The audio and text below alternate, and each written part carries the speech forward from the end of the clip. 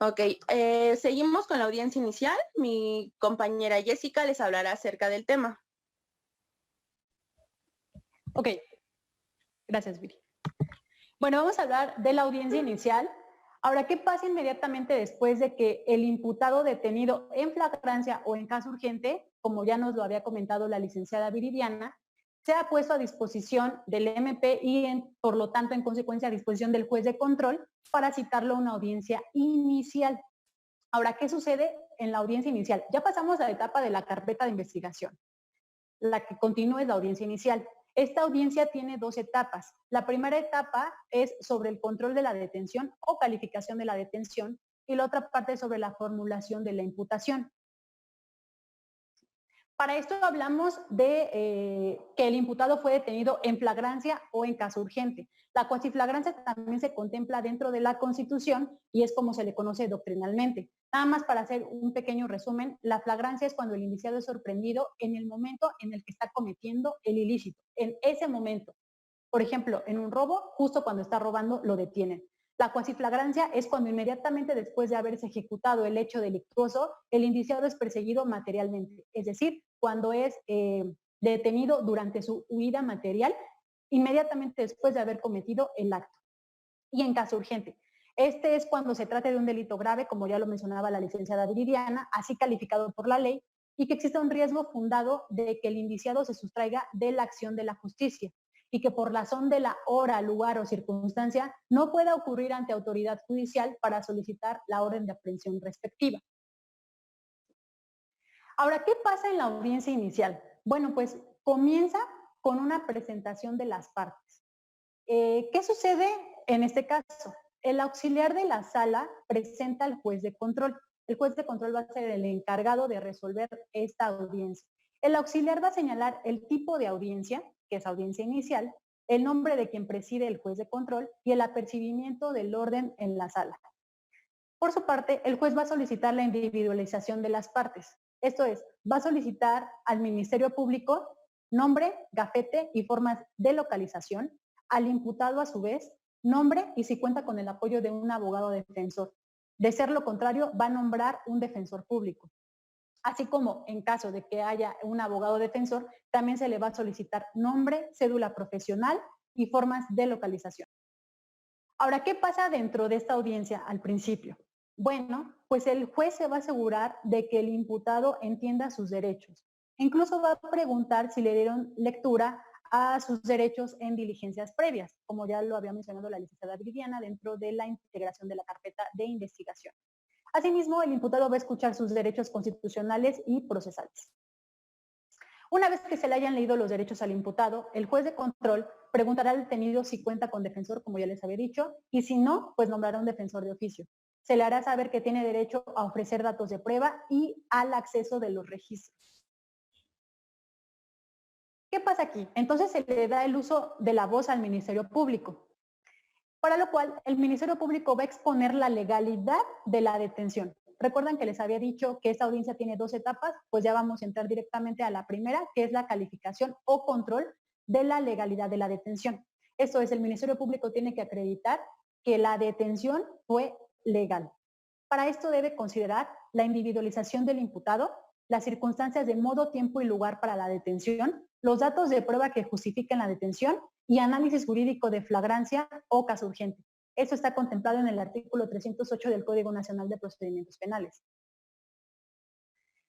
Una vez que se le da el uso de la voz al MP y acredita la legalidad de la detención, ¿qué pasa? El abogado defensor tiene derecho a contraargumentar. Comúnmente señala que el Ministerio Público no cumple con los requisitos de la detención, que no existen datos de prueba que estimen la cronología de los hechos, o en su caso que la detención fue realizada de manera distinta a la que pretende plantear el Ministerio Público. Para esto, una vez que ya hablaron ambas partes, el juez de control deberá calificar la detención, examinará el cumplimiento de plazos constitucionales de la retención y los requisitos de la procedibilidad, ratificándola en caso de encontrarse ajustada a derecho o decretando la libertad. Esto es, si se considera legal la detención que realizó el Ministerio Público, continúa la audiencia inicial y si no, el imputado obtiene su libertad con reserva de ley. Para esto, el Ministerio Público, con legalidad o ilegalidad de la detención, puede continuar integrando la carpeta de investigación. Bueno, ratificada la detención en flagrancia, caso urgente o cuando se hubiera ejecutado una orden de aprehensión, el imputado permanecerá detenido durante el desarrollo de la audiencia y hasta en tanto se resuelva si será o no sometido a una medida cautelar, que vamos a ver más adelante. Eso está contemplado en el artículo 308 del Código Nacional de Procedimientos Penales.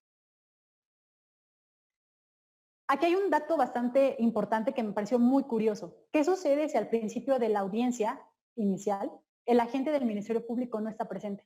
En este caso, el juez de control declarará en receso la audiencia hasta por 1 hora y ordenará a la administración del Poder Judicial para que se comunique con el superior jerárquico de aquel, esto es del MP, con el propósito de que lo haga comparecer o lo sustituya. Concluido el receso de 1 hora, sin obtener respuesta, se procederá a la inmediata liberación del detenido. Entonces hay aguas con el debido proceso. La omisión del Ministerio Público o de su superior jerárquico de acudir a la audiencia, a comparecer en la audiencia, los hará incurrir en responsabilidad de servidores públicos. Igualmente contenido en el artículo 308 del mismo ordenamiento legal. Entonces, para tener un resumen de esta primera etapa, encontramos que primero el MP argumenta la legalidad, acreditando flagrancia, cuasiflagrancia, caso urgente. La defensa contraargumenta que el MP tiene, en este caso no tiene razón por esto y esto y esto, no cumple con los datos, no tiene suficientes datos de prueba, no tiene los actos ordenados cronológicamente, demás. Por lo tanto, y en conclusión, el juez resuelve sobre la legalidad. Si es legal, continúa la audiencia. Si no es legal, como ya les dije, se da la libertad con reserva de ley o en su caso regresa al Ministerio Público. Para esto, ¿qué es la formulación de la imputación? Esto es si la audiencia continúa, es decir, si el MP ya acreditó la debida legalidad de la detención. Bueno, pues se dará paso a esta formulación de imputación, que es la comunicación que el Ministerio Público efectúa al imputado en presencia del juez de control de que desarrolla una investigación en su contra respecto de uno o más hechos que la ley señala como delito. Para esto se le va a dar el uso de la voz al Ministerio Público nuevamente, quien en este caso va a exponer los argumentos de la existencia del hecho que la ley señala como delito, así como la probable responsabilidad del sujeto que cometió o participó en su comisión. Se debe tomar en cuenta los siguientes elementos: la mecánica de los hechos narrada de manera cronológica, listado de datos de prueba que sustentan la imputación y el análisis jurídico de la imputación como tal. Ya de la imputación. Asimismo, se le va a otorgar el uso de la voz al abogado defensor, que comúnmente realiza preguntas aclaratorias al Ministerio Público, marca los errores o deficiencias de los argumentos del Ministerio Público, se opone a los planteamientos del Ministerio Público y prepara su teoría del caso, porque así como el MP tuvo derecho y tuvo tiempo para formular su teoría del caso, el abogado defensor también tiene derecho y ese plazo lo vamos a ver un poquito más adelante. O en su caso, el abogado defensor también opta por un mecanismo alterno de solución de controversia o en su caso da lugar a un procedimiento especial, ¿no? Asimismo, dentro de esta audiencia también se le va a dar el uso de la voz al imputado con respecto a la formulación de la imputación, lo cual comúnmente se llama como declaración preliminar.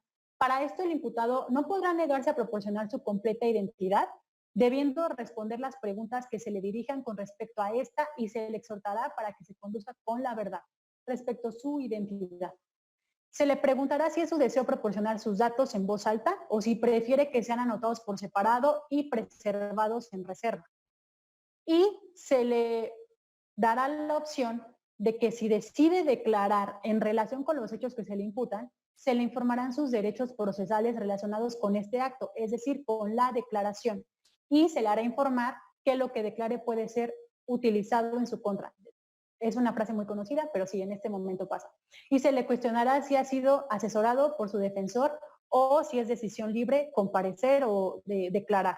La declaración preliminar, eso es muy importante, constituye un dato de prueba que solo tendrá efectos procesales para vincular o no a proceso. En este momento, la persona imputada todavía no está vinculada a proceso. Simplemente estamos en la audiencia inicial para determinar la situación jurídica.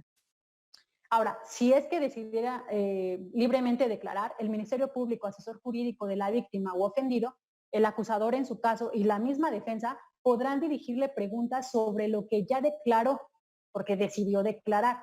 pero no estará obligado a responder las preguntas que puedan ser utilizadas en su contra. Es decir, ya declaré, pero me hicieron una pregunta de la cual si sé que me va a inculpar más o algún tipo de situación que me pueda perjudicar, decido no contestarla.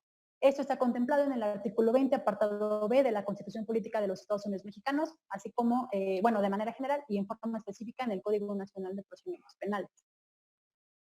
Así tenemos que la declaración preliminar del imputado solamente es un dato de prueba, sirve para justificar la judicialización de la investigación, pierde efectos procesales en la vinculación o no vinculación, es decir, no pasa como prueba para las etapas intermedias y de juicio, sirve para estimar o no un hecho que la ley señala como delito, rige el principio de inmediación y se realiza como acto siguiente a la formulación de la imputación. Esto es un pequeño resumen. Así tenemos que hay diversas opciones. La declaración preliminar del imputado. Si decide declarar, ¿qué puede pasar si decide declarar? Puede reconocer el delito. Para esto, en caso de que reconozca el delito, se puede solicitar un procedimiento abreviado. Si llega a un acuerdo reparatorio o sustitutorio, se puede dar la suspensión condicional del procedimiento o en su caso si declara y niega los hechos.